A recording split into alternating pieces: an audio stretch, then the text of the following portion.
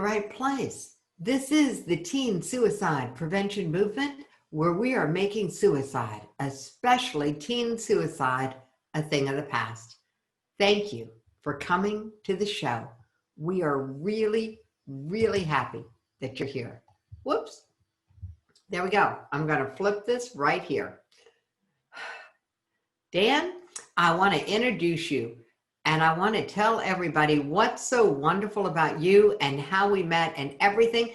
And instead, I'm going to say there's an art to significance, and Dan's going to take us on that journey. So thank you, Dan, for being here. I cannot hear you yet, so we're going to give you the tech moment. My pleasure. There you go. Okay, can you move your camera just a little bit up so that we're kind of the same height? So if you can tip it a little up, otherwise I'm going to have to stand on something so that we're the same height. Just, there you go. There you go. Thank you. I do appreciate that. I like to feel tall. Yeah. I'm one of those vertically challenged people, so I like this. Oh my goodness. Dan, it is wonderful to have you on the show. Thank you so much for being here. Thanks. I've tuned in and out, and had a chance to meet your lovely daughter, Katie. And I didn't connect the dots that she was also, you're going to have daughters talking and teaching on this show. And what a wonderful family. What an amazing mother you are. So it's an honor to join all of you. Hold it. I got to pause. There's part of me that says, amazing mother. Yeah. We as a family, Dan, went for a number of years, decade or more, actually more than a decade, without talking. Yeah, I kind of caught that, but I was paralyzed playing football for 14 months. 16 doctors told me I wouldn't get better. And now that I've recovered, clearly my accident was one of the best things that ever happened to me. Don't misunderstand, my accident wasn't one of the best things that happened to me, but who I became as a man and what I learned about life and time and priorities and love as a result of going through that setback clearly makes it one of the best things that ever happened. And we all know adversity is what introduces us to ourselves. And we have to do certain things and learn certain lessons before we can connect at that deeper or higher physical, mental, spiritual level, especially with those whom we love. So we can't beat ourselves up when something like that happens. We have to just welcome it as a learning experience. You didn't go into the wilderness, you went through the wilderness, just like COVID-19. I'm going to ask for permission to disagree, sir. Okay, I love this already. All right. I heard you say that we all know something about adversity is where we meet ourselves. And we all don't know anything. What I know, what you know, what the other people on this show know, we all know different things, but we don't all know anything. So when you say that it's through adversity that we meet ourselves, no, okay, unpack that box for people just in case I'm right, that there might be somebody listening who doesn't already know that, Dan. I love it. Yeah, you're right. Well, thank you. All we can do is, we have to, yeah, you're absolutely right. We don't see things as they are. We see things as we are. If everybody on this show was stuck in the same ballroom and we were looking out the same plate glass window at a lashing Los Angeles, California rainstorm, and one person complained what a horrible day and another person exclaimed what a wonderful day, the weather did not change. Mm-hmm. If it rains in California, it's actually a good thing. It actually dissipates the smog. You can see what you're overpaying for. So what we have to do is share our experiences, I believe, and try to get people to understand from our experience so that they at least momentarily can look at life through a different set of glasses, a different set of lenses, and choose if that's what they see or not. I mean, one of the things that I've really thought about as I've, bounced in and out of your show for the last 2 days. It's what we call things, how we define things matters, how we react or respond to them. And I'm coming to you from my library, and it's my man cave. I've flown all the fighter jets, all the bombers in the Air Force. I've been up into space for 5 hours, saw the curvature of the earth. And this room is full of, military challenge coins that are given to you from a commanding officer, a chief master sergeant for going beyond the call of duty. I have hundreds of them, and I have photographs that commemorate so many of these once in a lifetime experiences. And my whole point here, Jackie, is every single one of these coins, every single one of these model airplanes, every single one of these books that I've read, every single one of these photographs triggers a story. It triggers a definition. It triggers an illumination of my understanding of life and our purpose and how do we navigate through the tough times and celebrate the good. And so in that mindset, if we can put symbols up in our home, symbols in our wallets, our pocketbooks, symbols in our cars, symbols on our refrigerator doors that immediately trigger a different mindset, we can actually strategically place them in our lives so that we can feel down, we can get knocked down, but they're there to immediately remind us that it's okay in the end. And if it's not okay, then it's not the end. And so what we call things matters.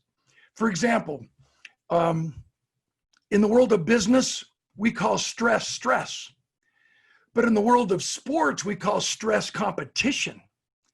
In the world of leadership, we call stress urgency, where we have a deadline and we have to believe and get everybody with whom we work to believe that it's not enough to say, I will do my best. We must succeed in doing that which is necessary.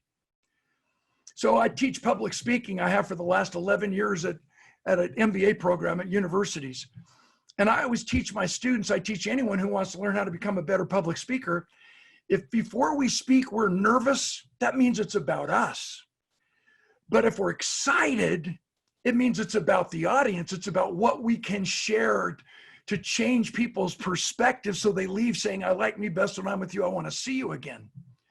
So I want to take our time to make sure that through my lenses, through my life experience, through my perspective, I can hopefully challenge the belief system of some of your listeners and literally change what they're calling this predicament or this mindset that breaks through the limiting belief and allows them to get on with their life, which is worth living no matter what happens. All right. How to bust through the BS, which is one of my favorite topics, how to break a belief system, because they stink. I mean, most of the belief systems we inherited, we absorbed in our childhood, they were not positive.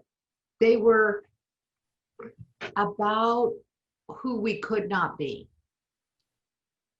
And you're challenging everyone to look at this significance. And I butted up against significance only recently. And so it's a very near and dear topic to my heart. What do you mean, though? When you say significance, what do you mean? All right, it all started, I've written 35 books, and my flagship book is called, it was published by Penguin Random House, excuse me. It's titled The Art of Significance, Achieving the Level Beyond Success. And it all started in a conversation with one of my football teammates. He was drafted into the National Football League in the second round by the Philadelphia Eagles. And after 2 years at the Eagles, he was traded to my Oakland Raiders.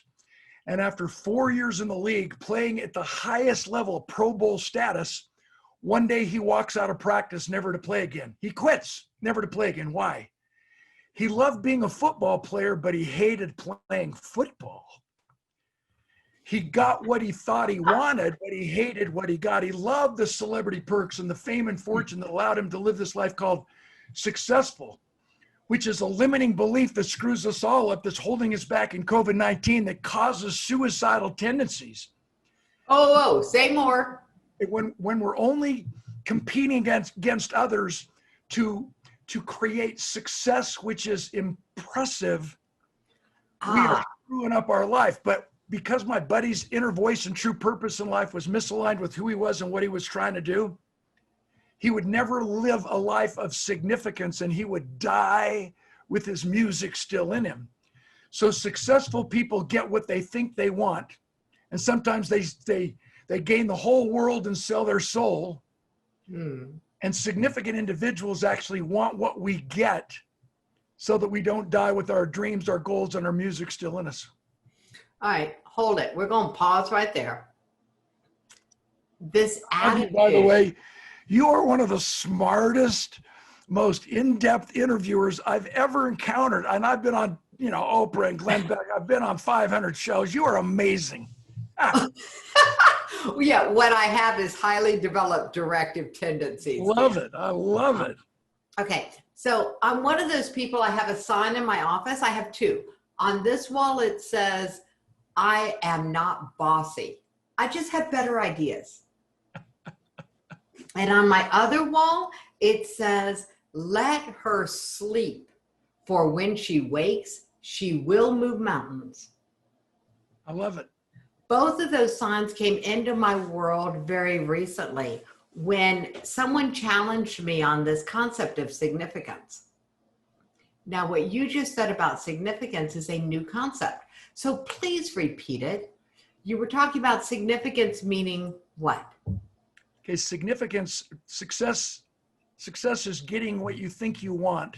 And significance is actually wanting what you get. Can I give a personal experience? Absolutely. You're talking about your daughters. Let me just talk about one of my daughters. I have 4 very significant, amazing children. And my middle daughter is a famous singer-songwriter, written with all the biggest names in country music. And she's been recording music and writing, hits since she was 13. When she was about 19, she would go to Nashville, Tennessee. And because she was such an extraordinary writer, somehow the lead singing bad boys of the band would be attracted to her. And I don't understand how hormones work, but somehow she became attracted to these lead singing bad boys of the band. And as a conservative father, one of the best songs I ever wrote was called Special Man, lyrical hook. Any male can be a father, but it takes a special man to be a dad. So as a very conservative dad, I felt it was my responsibility to sit her down and say, hey, sweetheart, you have everything you need to get what you think you want. But at some point, don't you think you ought to pause long enough to evaluate what's going on to make sure you want what you get so you don't die with your music still in you? And it was like water off a duck's back. My words of wisdom fell on deaf ears until one day, Jackie, I had an epiphany. I said to my daughter, hey, you're like a dog chasing cars. And she says, Daddy? I said, yeah, you're like a dog chasing cars. If the dog catches the car, what's she going to do with the car when she catches it? Just let it drag her down a road she had not intended going down, and leaving her in an emotional heap of divorce, ruined and beaten and broken on the side of the road because her core values did not align with his core values. And at the end of the day, she got what she thought she wanted, but because it wasn't what she really wanted, there's no way she could create success or happiness or enduring joy and fulfill her true purpose on this earth. All right, I just had this visual of a dog biting a tire and getting whop, whop, whop, whop, whop, whop, whop, whop, whop on the road. Yeah. And so my question to anyone who's gone through a divorce, could it be possible that you got divorced before you got married? That you sold out trying to be popular for the moment instead of respected for a lifetime? You compromised your belief system just in order to attract someone based on fantasy, not fact. And in a fishing trip, once you landed the fish, once you went fishing in that particular fishing hole, going after that kind of fish, using this specific calculated bait, once you caught that fish and got him in the boat, suddenly you don't have to be cool anymore. And people say, oh, we just grew apart, we stopped growing. No, my experience and observation is you sold out before you tied the knot. Oh, and once you all cut right. I feel like I'm like being filleted on a rack in front of the whole world, because when my second husband asked me for a divorce after I went to college, he said he didn't know me anymore. And in that moment, I realized he had never had, actually, what he said was he didn't like me anymore. And what I realized is that he had never had a chance to get to know me because I had been busy being who I thought he wanted me to be or who I thought he expected me to be. And then the experience of opening my brain up, and I was in my 40s when I went to college. Wow. And at that moment, when I started like owning the fact that my brain worked differently than his did, he didn't like it. And I realized it's not that he didn't like me. He had just never had a chance to get to know me because I'd been hiding behind my ability to be a chameleon. And I think that's one of the challenges in the world today, Dan. And with all due respect, never having met him, there's a good chance that you were at your lowest point and he was at his highest point when you met.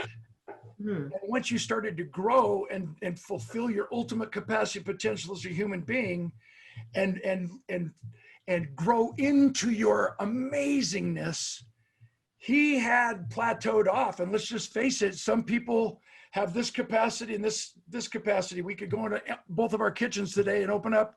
There's different size glasses. And what we have to understand, to level the playing field, is something that I really want to get into before our time runs out, and that's suicide prevention. Because growing up, one of the mantras that we raised our 4 amazing children with is that the only person you need to be better than is the person you were yesterday. And what's getting in our way is competing and comparing ourselves against others. And because I used the analogy of a glass, let's just put things into perspective. If you spend your entire day wondering if your glass is half empty or half full, you've missed the point. It's refillable. Thinking positively or thinking negatively doesn't fill up the glass. The pouring does. It's easier to act your way into positive thinking than it is to think your way into positive action. So I really want to dive into suicide prevention and really help from my own perspective in any way I can. You are a guru. You flatter me. You honor me to invite me aboard. And let's see if we can change some lives. All right. Bring it on. Okay, let's go. Okay. When it comes to suicide prevention, Dan, I'm going to ask the tough question. What makes you qualified to talk on this topic? I'm an eyewitness. Tell me more. I dabbled in it a little bit, and here's a chance for me to teach what Dan Clark 6 and 2, what I learned through it, because you're asking me, and I would hope that some can relate or at least shift and up level their mindset through my experience. I played football for 13 years. One day in practice, the dream ended. We had a tackling drill. Coach blew the whistle. 2 of us ran into each other full speed. The only parts of our bodies that made contact. Lyle's helmet crashed into my head, my helmet in a head-on collision. My right shoulder was smashed into the cutting edge of my fiberglass pads, and we slammed to the ground. And when Lyle got off of me, my eye drooped. I had lost the speech. I couldn't talk anymore. My right side was paralyzed. My arm dangled at my side. And as I would say, Coach comes running over. Clark, are you all right? What happened? He says, whoa, are you from Virginia? I'm just kidding you. He said, you better just lay there. I said, whoa. Fast forward, I stayed paralyzed for 14 months. I went to 16 of the very best doctors in all of North America, and 15 of the 16 told me I would never get any better. We have to ask the viewers, have you ever heard that? What happens if you believe it? You never get any better. And my life in one day, over the course of a few weeks that lagged into a couple of months going to 16 different doctors, my life hit a fast-moving downward spiral and unraveled until I hit what I thought was rock bottom. Ooh, I like that. What you thought was rock bottom. Exactly, because that's really important to what I learned. And in that state of mind, I thought I was depressed. Now that I've recovered, I'm frequently asked a couple of questions that will illuminate what I learned from this and what makes me an expert to join your panel of experts to talk about suicide prevention. Number one, everybody wants to know why I kept going to so many different doctors. Answer, I kept going from doctor to doctor until I found one who believed I would get better. Let me interrupt. Belief drives everything. And I want to share a family experience. So before COVID hit, we love to invite our children back home, you know, as empty nesters. And we gather around our formal dining room and we have a feast, and they invite several of their good friends. And when we gather together, we play a family icebreaker game called Remember When. Everybody takes a turn. I remember when I was 9, blah, blah, blah. I remember when I was 15, blah, blah, blah. Gets to my turn. I remember when I came home from high school one time with the report card had 4 F's and 1 D on it. My dad's response, son, looks to me like you're spending too much time on one subject. And my mom thought I cheated. It was a tough family. We all have different memories that have molded our character and our destiny. As we're going around the table, we got to my daughter's best friend, and she starts crying. She starts sobbing. My daughter puts her arm around her to console her, and I said, "Are you okay?" And she goes, "No." She said through her tears, "I'm 31 years old. I just got fired from my job. I just got divorced, and my mother was just diagnosed with breast cancer." And through her sob, she says, "I've hit rock bottom." And in that flash of inspiration, I said, "Sweetheart, with all due respect, nobody ever hits rock bottom. We hit rock foundation. We hit rock belief. We hit the baseline core values on which we were raised." And in our pandemic situation, when any of our organizations we think they hit a bump in the road or the economy goes south, our organizations do not hit rock bottom. They hit rock foundation. They hit the baseline governing principles on which they were built. So the question that we have to answer today on this show and every day is, are your beliefs deep enough, strong enough, and true enough to equip you and empower you to respond to rapid change? And if not, why not? And if when, why not right now? All right, I'm going to bust some BS. Hold it. Okay, here we go. Why not is a question that never needs to be asked in my world, because I can tell you why people do anything. Okay, so I'm asking them, what are you waiting for? Because the second question I'm asked now that I've recovered from my football injury is, what took you so long to recover? And the answer is, first of all, I confused who I was with what I did. I thought I was a football player when in reality, that's just what I did, not who I am as a man. Okay, and that's important, and we're going to pause on it, because confusing who I am with what I do is not just a guy thing anymore. I mean, this is a label thing. Oh, yeah. And I'm a firm believer that labels belong on pickle jars, not on people. Exactly. And I learned that the hard way, but I learned it and it's changed my life forever. Good. When we identify ourselves in terms of what we do instead of who we are, we become a human doing instead of a human being. Unacceptable of significance is what we seek. We've got some feedback. Hold on. Oh. All right. It's going away. It just popped up for a minute. All right. And then to the last point that I made, I thought I was depressed. Here's what I learned. I've studied enough about depression, and I have enough doctors, 4 on my street, who help me understand when someone is clinically diagnosed with depression and they need medication, and they definitely need non-judgmental friendship and unconditional love from all of us, a support system. But here's what happened to me. When I was paralyzed, I didn't suddenly have a chemical imbalance. I didn't need medication. Mm-hmm. And even though I flippantly use that word to describe my condition, I'm depressed, too many people use that definition, I'm depressed. And then those who are irresponsible in our medical world, who think, well, here's the solution, here's a pill, here's an injection, they screw up our ability to access our human spirit of flee or fight, to actually rise to the occasion and respond. So we're going to come up with a different definition. I'm going to play language with you because you're fun to spar with.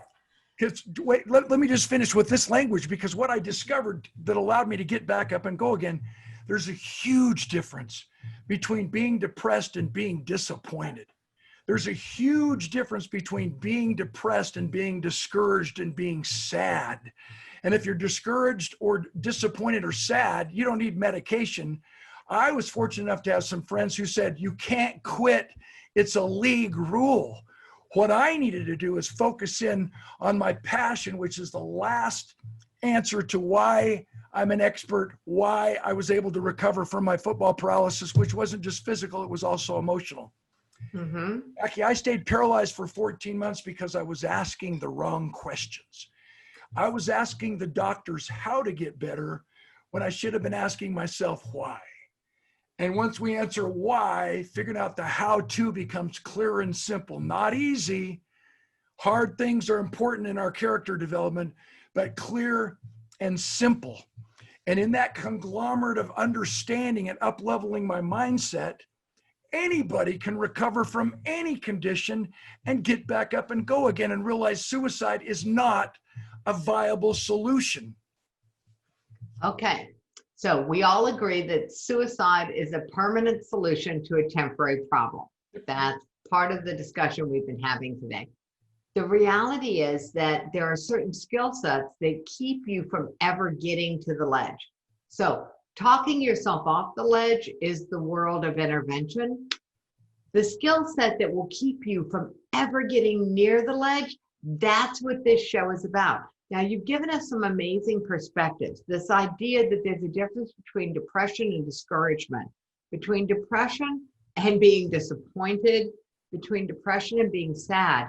And the one that I would add is that there's a difference between depression, which is biochemical, and depressing, which is a response to a situation. Brilliant. Brilliant. So depressing, and I can't take claim for this, depressing is an idea that was introduced to me from a book by Dr. Michael Glasser. It's an amazing book if you've never read it. And he's written a series since then. But the reality is there are some points where we're talking about clinical depression. And as a survivor of 2 bouts of clinical depression, I can speak to that. It is a dark hole in the ground that after I climbed out the second time, I went on a journey to find a permanent cure for, because I was more determined to stay away from that hole permanently than, that was the only thing I cared about. So the investment, my time, my talent, my treasure, my trust in multiple gurus, anything that would keep me from ever getting near that hole again, I would try. Okay, so I get what clinical depression is. Everything else, you're right. It's disappointment, discouragement, sadness, and depressing. Yep, it's halts. We need to avoid being hungry, angry, lonely, tired, and sad.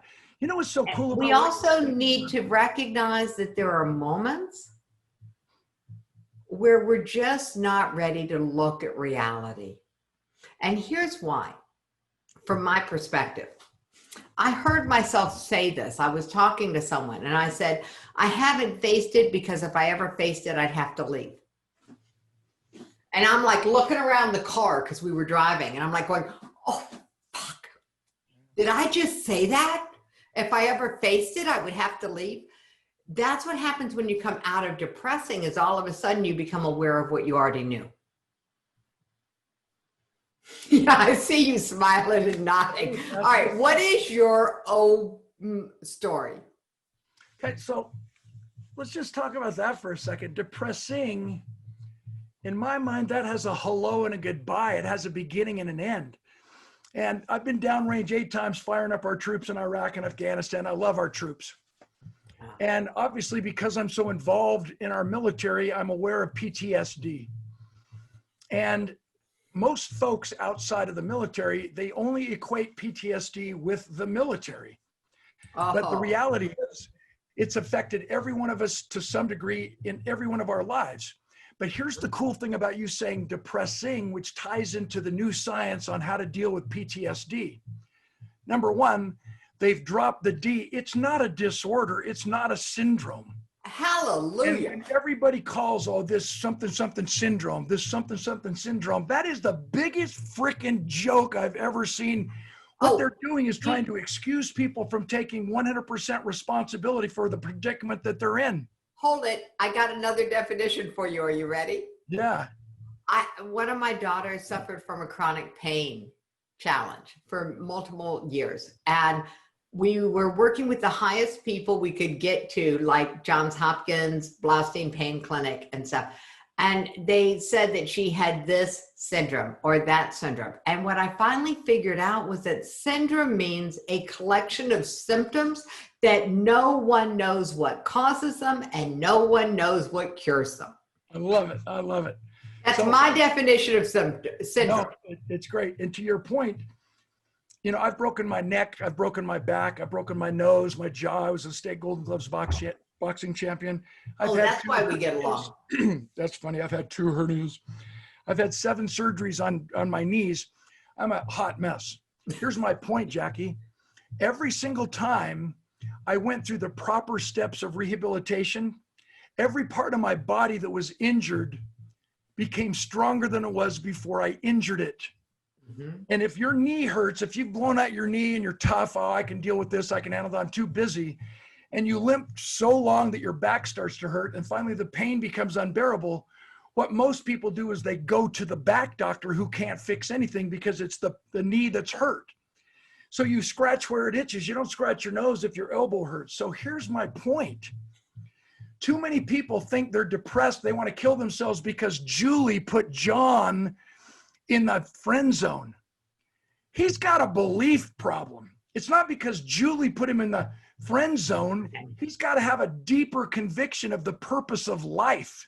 All right, so we're going to box this. This is so amazing because when we start dealing with PTSD and drop the D in the syndrome and the we're dealing with post-traumatic stress. You were in a place where you could not process emotion in the moment. Exactly. Like my vets who were trapped in caves. Okay. You know, if they took a breath, they were going to die. So their muscles couldn't move in the moment and the body stores the emotion. So post-traumatic anything, by the way, I call that PETA. It's the name of one of my elephants.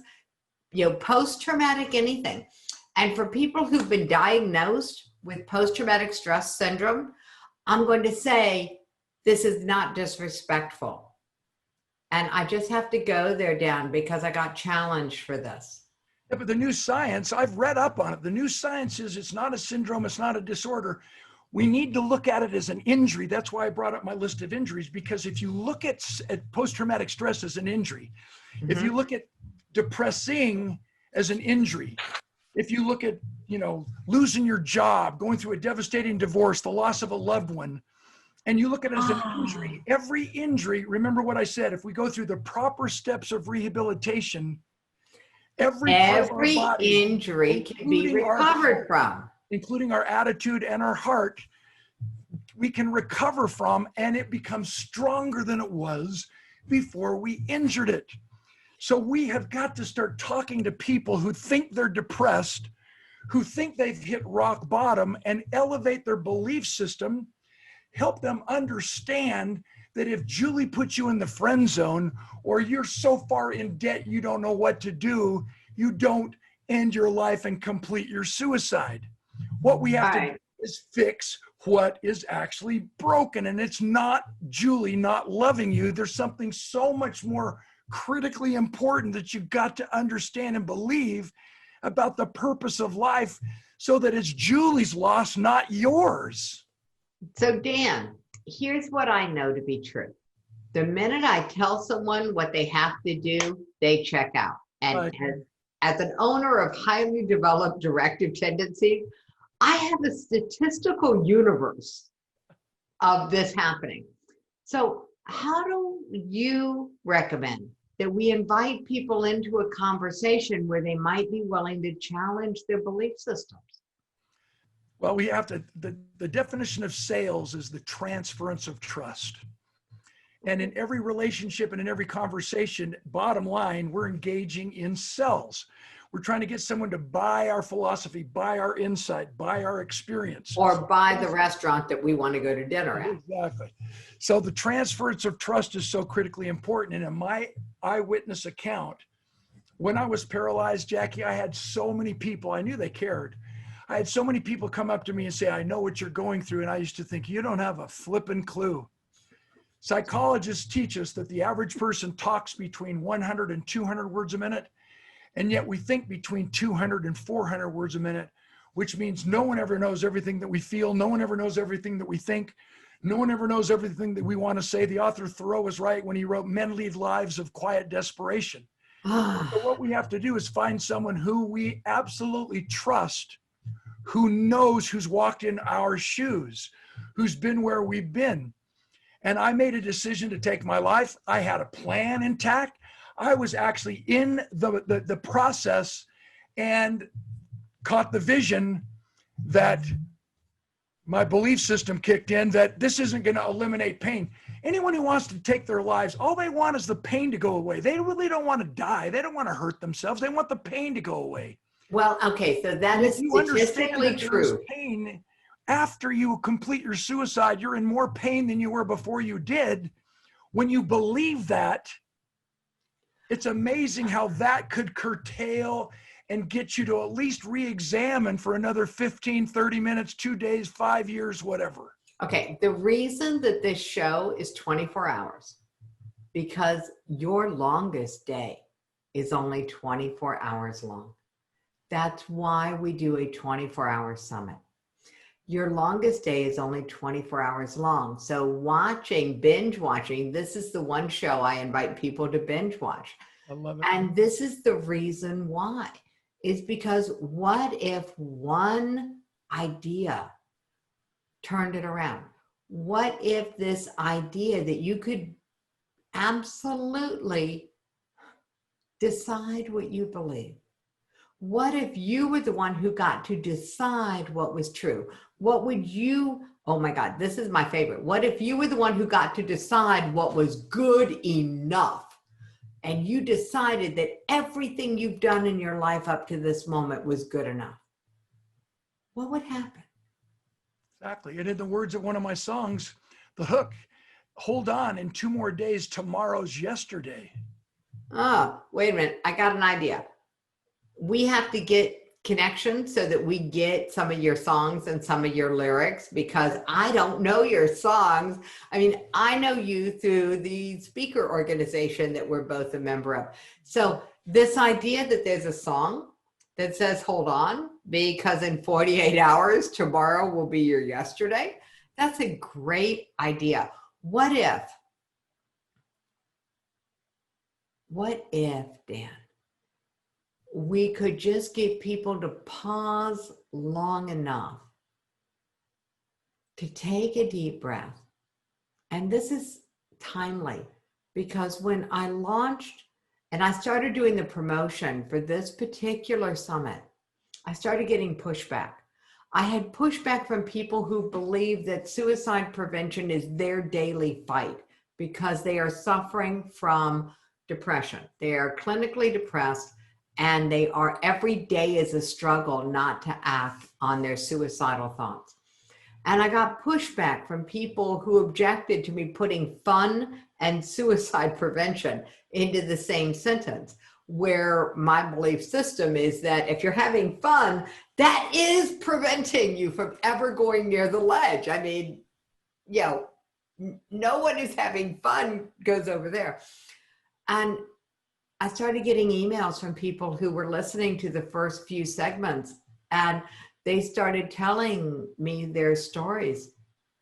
And the reality is that quiet desperation, oh my God, you would have thought Thoreau was predicting what we're dealing with now. I don't know if you saw this, but today on the Today Show, they released the Center for Disease Control's latest numbers. And according to the Center for Disease Control, the CDC, June of 2020, 11% of the population of the United States is struggling with suicidal thoughts.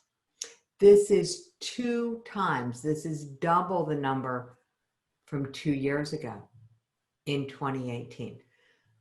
But what was telling to me was not that it was double, but imagine if you looked around your life, how you gathered 10 people that you know and love into one space, and then realize the reality that one of them is on the ledge.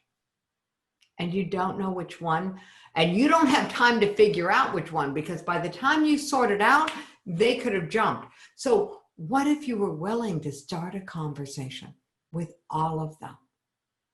Because you don't know whose life you're going to save. Yep, I agree. May I add to that?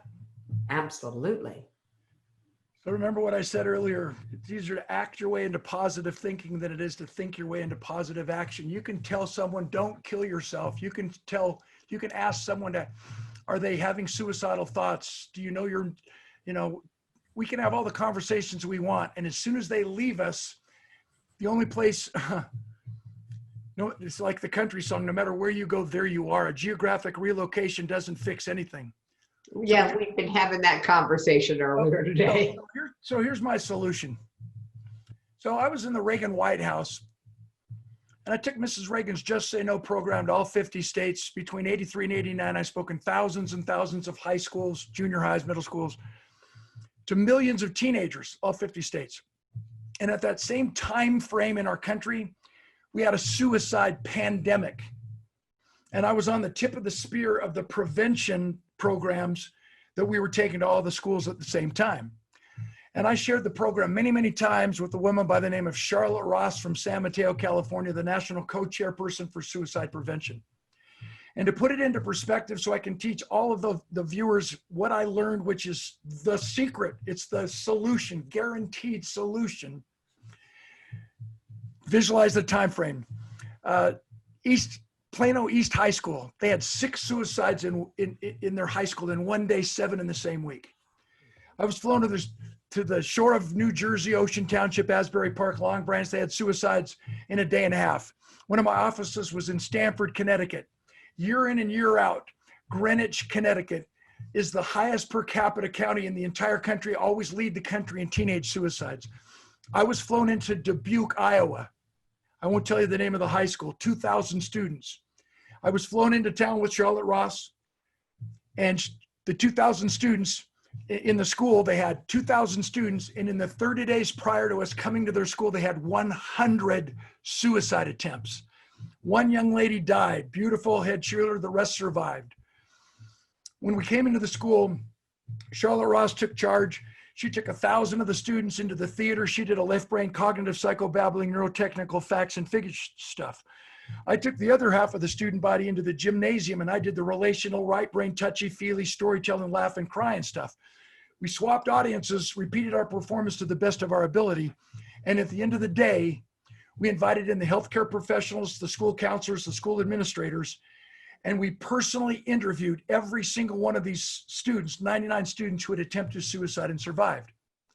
Every single one of them told us that the reason why they wanted to die was because they lacked commitment relationships in their lives.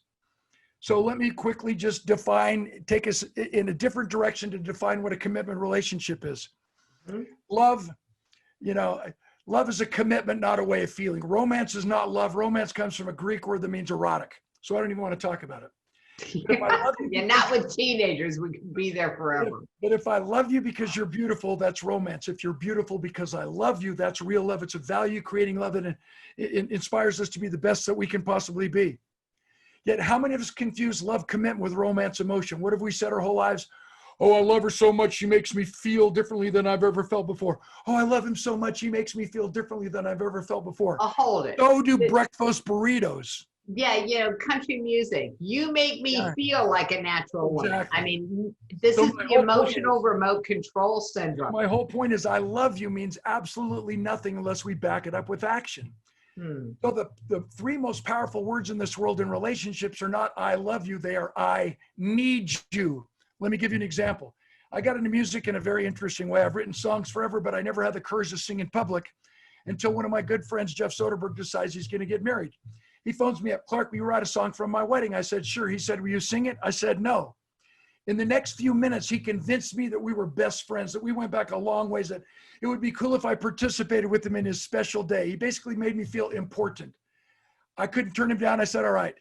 2 days later, he phones me back. Clark, the band just called and canceled. Could you prepare about 40 or 50 songs and play for the whole wedding reception? I said, no. He said, I need you. What a jerk. Had he said, I love you, I would have said, I love you. Oh, why'd you call him a jerk for pushing your buttons? Yeah, I would have said, I love you too. Here's the number of a band. But because he said, I need you, he made me feel like I was not just good, I was good for something that this little weird shaped puzzle piece could really contribute in a positive way. Here's the conclusion. Wedding reception finally rolls around on his calendar. He makes a big deal out of my first little love song. Sat on my stool, sang my song. Everybody's crying. They disperse. I start to have the refreshments, start to socialize. I sang the first song out of the 40 or 50 songs that I had practiced and prepared, and all of a sudden the band shows up. Realistically, I'm no longer needed, so why hang around? I help them set up all of their equipment. Now you think about this for a moment. When I arrived at that wedding reception, I arrived with the attitude in mind that I was needed. I would have stayed till 4 o'clock in the morning if necessary. I would have waited tables. I would have wiped tables. I would have swept the floor. If somebody spills, I wouldn't have waited for a custodian. I had ownership. Give me the mop. I'd clean it up. I would have sung 100 songs if necessary. I would have made some up. But the second the band shows up, realistically, I am no longer needed. So why hang around? And I left the wedding reception. That is the message coming through loudly and clear from everyone who's having a suicidal thought, engaged in suicidal tendencies. And it's the exact answer that we got from every single one of these 99 students in Dubuque, Iowa, who had attempted suicide and survived. Every single one of them told us they knew they were liked, they knew they were loved, but they didn't believe they were needed. And when we don't feel like we're needed, why hang around? So my contribution to your show is, are you needed? And let me give you my own personal experience. Because of the nature of our society, which all of us have helped create, we cannot afford to wait for somebody else to tell us or show us that we are loved or needed. It might not ever happen. 2 years ago, I spoke 202 times, all 50 states, 21 countries. And never once did anyone ever come up to me after my speech and say, how are you, Dan? They don't care. So what am I supposed to do? Just go back to my hotel room, feel sorry for myself? Guess nobody likes me. Guess I'll just go eat worms? No. I have to do something on a daily basis to prove to myself that I'm needed. So the kicker word in commitment relationships is to participate more, get involved. If you don't feel like you're needed at school, participate more, get involved instead of you feeling sorry for yourself. If you don't feel like you're needed in your children's lives, participate more, get involved. If you don't feel like you're needed in our community, in our country, participate more, get involved. So it's not enough for us to just engage in these conversations, these crucial conversations. My experience and my recommendation is to have these conversations with a plan that now we are going together find someone and a group and a cause to go and serve. And as we serve others and have a focus on service before self with integrity and a commitment to excellence in all we do, we, at the end of the day, will not push ourselves into that low place that we are calling depression. With all due respect, yes, there are people who are clinically depressed and they need medication. But most people out there are just flippantly and recklessly using that word depression to define what they're feeling. And I'm saying, get a dream, surround yourself with positive people and fire up. All right, so we're going to put one pause here, and we're going to say the purpose of medication for someone who is clinically depressed is the same purpose for medication for someone who is diagnosed with ADHD, especially adult ADHD. The purpose is to put a pause in place so you can learn the skills to manage your life without medication. I love it. That's the whole purpose. I didn't create this philosophy for ADHD, but I am a big proponent of it, especially when it comes to this concept of mental health diagnoses. I don't care what it is. The purpose of being on medication is to learn the skills so you can manage your life without medication. Medication is an intervention, not a lifestyle. And I love it because of your powerful word that's transformed my life forever. It's not depression, it's depressing. It actually is an injury from which we can recover. I love this. Yeah, we're going to have more conversations, Dan. This was a lot of fun, and I greatly appreciate you donating your time, being willing to show up, because trust me, we swim in the same ocean. I know what your speaker fees are. So, having your time as part of this movement is pretty close to priceless. Yeah, I mean, just make one comment because I honor and love you in the same way. So I've spoken over 6,000 times in 71 countries, and I've never missed a speech. I want everybody to know why. I'm not noble. Oh, Dan, you're so wonderful, so responsible, so conscientious. Yeah. I've never missed a speech, Jackie, because I believe, and the reason why I volunteered my time to be on this program, I don't just believe, I know, Jackie, that there's at least one man and one woman in every single one of my audiences who is hurting as badly as I was, who's confused as much as I was about life and death and purpose and meaning and eliminating pain. Remember, the two major causes of suicide are hopelessness and lack of human connection. Social distancing is what's attacking all of us and all of our personal relationships right now. And the highest spike of suicide year in and year out is April, May, and June. We're in the midst of just coming out of that. And then you share the statistics on the Today Show. I've never missed a speech. I've had flights canceled. I've had weather conditions where I've had to rent a car and drive 7 hours one way, because I know that there's at least one man or one woman in every one of my audiences who needs just that little laugh, that little ray of hope, that mindset shift that basically says, as I said, in 2 more days, tomorrow's yesterday.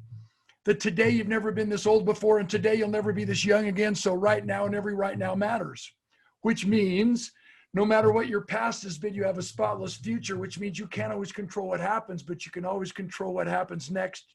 2 more days, tomorrow's yesterday. We have got to reach out one person at a time. I love you. I honor you, Jackie. We need to have this every day because of what you're saying in the binge. Maybe somebody just stumbled onto this program and they were that close to leaving their spouse, that close to completing their suicide, that close to doing something drastic. And all we need is 15 minutes longer and someone to say, it's going to be okay in the end. And if it's not okay, it's not the end. There we go. It's going to be okay in the end. And if it's not okay, it's not the end. And we have a boatload of resources now in this movement, the suicide prevention movement. I mean, we have fun activities, the ballpark theory. We have getting out of shouldville. How do you stop shoulding on yourself and others? We have how to get to know, like, and trust yourself. What's your score and how to raise that score just a little bit. And when all else fails, we've got the why not workbook. Why not kill myself today? This is how to break the negative cycle of thinking in the brain. I mean, we've also got emotional elephants. Oh my God, this is the self-assessment that's totally anonymous and totally free. So you can figure out, am I depressed or am I just down? Am I suffering from anxiety, which is another one of those diagnoses, or am I just worried? So there's all of these tools available in our portal. So reach out. And Dan, between the two of us, I think maybe we reached one person today. And if we didn't reach them today, we'll reach them on the podcast. And if we don't reach them on the podcast, we'll reach them on the YouTube channel. And if we don't reach them there, well, we'll just have you come back on the next show. How does that sound? They can like me on Facebook and Instagram, just Dan Clark Speak. Keep in touch with me. Join my tribe. Well, you gave this amazing gift that we have popped into the chat box, which is the speak.danclark.com lead/lead. So you have offered an amazing leadership tool. And let's face it, true leadership is not the person who says, follow me, follow me, follow me. In my world, true leadership is the person who says, I'll go first. I love it. And my little quote is, I love to write quotes. The purpose of a leader is to grow more leaders who believe what you believe, not generate more followers. So what we have to do is understand the law of attraction. I'm the primary contributor and author to all the Chicken Soup for the Soul books. And so I'm always asked about the law of attraction. We don't attract who we want. We attract who we are. We attract what we believe we deserve. And because we become the average of the 5 people we associate with the most, we must choose our friends wisely. We must be willing to pay any price and travel any distance to associate with extraordinary human beings, including online with Jackie Simmons. We are so going to have fun with this. And one of the reasons we're going to have fun with this is this whole concept of we are similar to the 5 people we hang around. So that'll be another discussion. Love to have you on my podcast. Love to continue the conversation. Dan, thank you for being you, and thank you for showing up. Thanks. And publicly, I love Katie. I honor your daughter. What a class lady. We laughed. She's brilliant. She's your tech. And that just proves our point that you can connect online. We need to stay connected. We're social beings. And because social distancing is one of the major reasons for our spike in suicides, we have got to fix that by connecting. And we're laughing, we're talking, we're connecting eye to eye, heart to heart. You know, who cares if we're looking into a little green dot on a screen? We still have to stay connected. And I want to stay connected with everyone on this program. And you honor me and you flatter me. I can't say no to you. So I'm so grateful you didn't ask me for a new car. Oh, hey, Dan, I need a new car. That's funny. Actually, I'm one of those weird people. I don't own a car. So we could talk because, yeah, I could use a car. I own a used car dealership. That's why I don't personally own a car, just so everybody knows. But yeah, so we'll have another conversation. Okay. Thank you for being you. And Okay. thank you for showing up. And again, please like me, follow me on Insta. I'd love to stay in touch. That would mean more to me than you'll ever know. All the links are in the show notes for everyone. And your gift for everyone who showed up is here. Your amazing gift for people who come into the very inspiring person level. You know, I mean, Dan, we met, I asked, you said yes. And amazing things have happened since then. It was so easy. I just want to encourage everyone to ask for what you want.